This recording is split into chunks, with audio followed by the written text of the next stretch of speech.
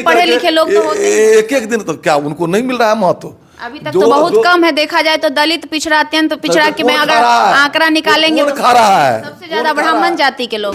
109 जाति है जो आज तक कोई अफसर नहीं बना है, एमएलए एमपी नहीं बना, दे कोई अर्ज नहीं है। देश में होना चाहिए जातीय जनगणना, निश्चित होना चाहिए सब जगह। सुकुमार जी एक अच्छे नेता का इतना बुरा हश्र विश्व की राजनीति इतिहास में नहीं हुआ होगा जो बिहार में उन्होंने किया। बाबूजी के बारे में जानते हैं आप?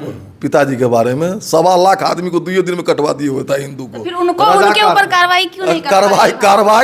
कार्रवाई तो देखिए बहुत कुछ है इस देश में। छोटा सा लड़का बोला तो उसको जेल में भेज दिए योगी जी।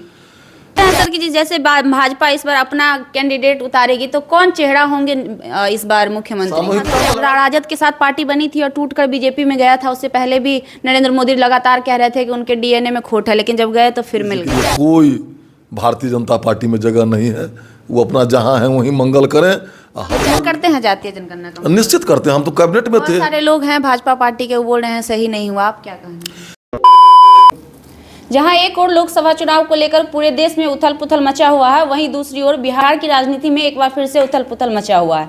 नीतीश कुमार जी एक बयान देते हैं और कहते हैं भाजपा से हमारा संबंध अटूट है, वो कभी नहीं टूटेगा। हमारे साथ बातचीत करने के लिए हरिभूषण ठाकुर जी हैं, बीजेपी के नेता हैं। जानना चाहेंगे कि इनकी क्या प्रतिक्रिया है नीतीश कुमार के बयान को लेकर, क्या कहेंगे? नीतीश जी अपना बयान दिए हैं, उसमें कहीं सत्यता नहीं है।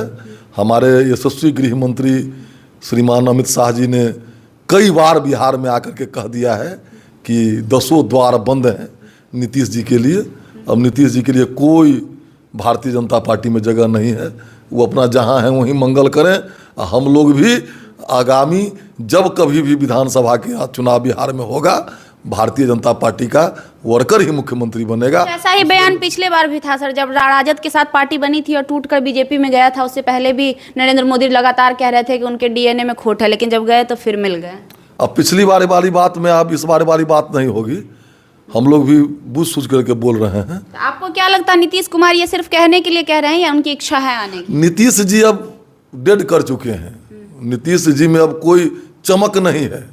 नीतीश कुमार जी एक अच्छे नेता का इतना बुरा हश्र विश्व की राजनीति इतिहास में नहीं हुआ होगा जो बिहार में उन्होंने किया, जिसके राजनीति प्रतिद्वंद्विता में वो आगे बढ़े और फिर वहीं समर्पण कर गए। तो अब क्या बचा नीतीश कुमार जी में? लगभग बिहार की जो महिलाएं हैं वो तो खुश हैं नीतीश कुमार जी से। तो समय बताएगा कि नरेंद्र मोदी जी से खुश है कि नीतीश जी से खुश है। कह रहे थे सर बीजेपी चुनाव हुआ है बिहार में, सेमीफाइनल कह रहे थे, 2 हम जीते हैं, एगो मोकामा ऐसे जगह पर 64,000 वोट आया, तैयो इन लोगों को भक नहीं खुल रहा है, समय नजदीक है। अच्छा, अगर आप कह रहे हैं सर कि जैसे भाजपा इस बार अपना कैंडिडेट उतारेगी तो कौन चेहरा होंगे इस बार मुख्यमंत्री? सामूहिकता में लड़ा जाएगा चुनाव, भारतीय जनता पार्टी का कोई कार्यकर्ता बनेगा होंगे ऐसा जो आप लोग रिवील करना?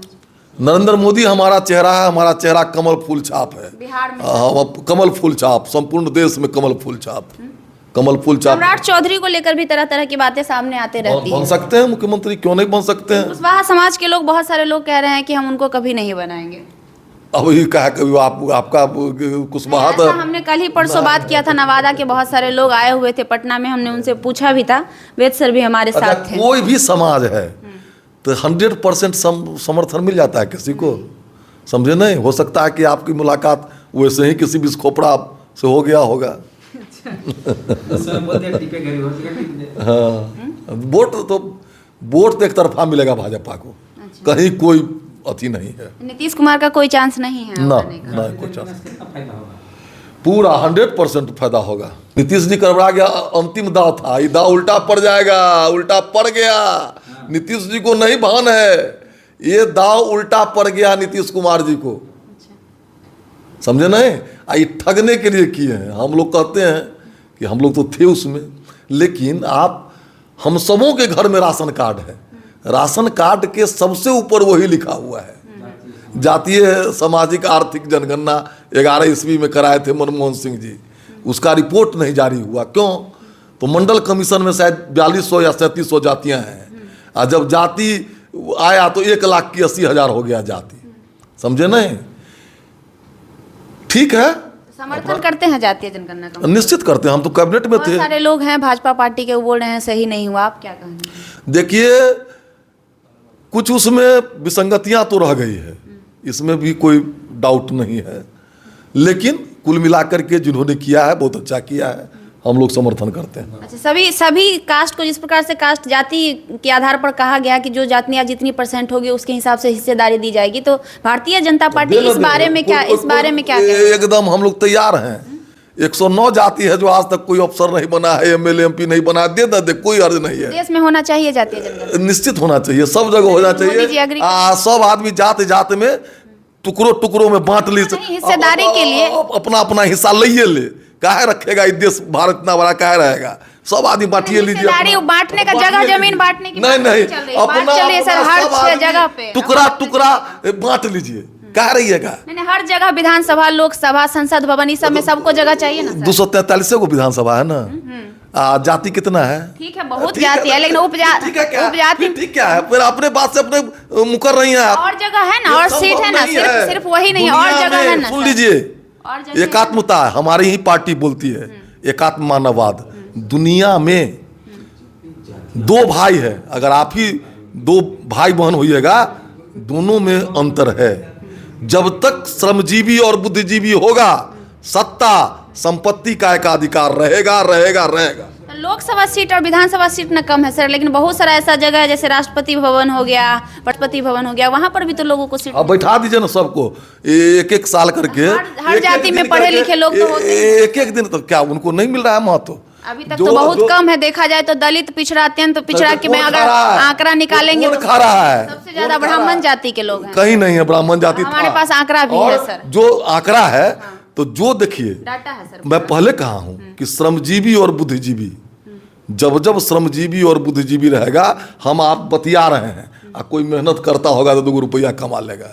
श्रमजीवी होगा, बुद्धिजीवी होगा, शक्ति और सत्ता का संचय होगा, यह ध्रुव सत्य है, इसको कोई टाल नहीं सकता है। हाँ, रही बात, इसमें अवसर की समानता होनी चाहिए। सरकार के द्वारा प्रयास होना चाहिए कि हमारा जो कमजोर भाई है, हमारा जो दलित पिछड़ा भाई है, उसको भी मौका मिले। कैसे मौका मिलेगा सर? इसी से उसी के लिए ना आरक्षण बना था। आरक्षण क्या दिया गया था? आरक्षण इसीलिए दिया गया था।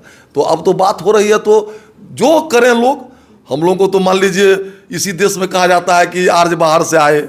अगर हम बाहर से आए तो हमारा जो मान बिंदु है, इस्लाम बाहर से आया, ईसाई बाहर से आया, तो उनका मान बिंदु भी बाहर है, हमारा भी मान बिंदु बाहर होता है। लेकिन इस देश में देश तोड़ने वाला, चूंकि 2 समाज हैं जो दुनिया पर चाहते हैं कब्जा कर लेना।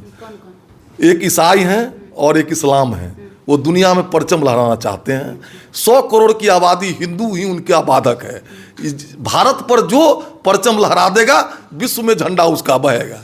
इसीलिए हिंदुत्व जो 38% इकट्ठा हुआ, और माननीय नरेंद्र मोदी जी दूसरी बार प्रधानमंत्री बने, तीसरी बार भी बनने वाले हैं, इसको तोड़ने के लिए विभिन्न तरह का नाटक ड्रामा सब हो रहा है। एक और सवाल आखिरी करना चाहेंगे सर।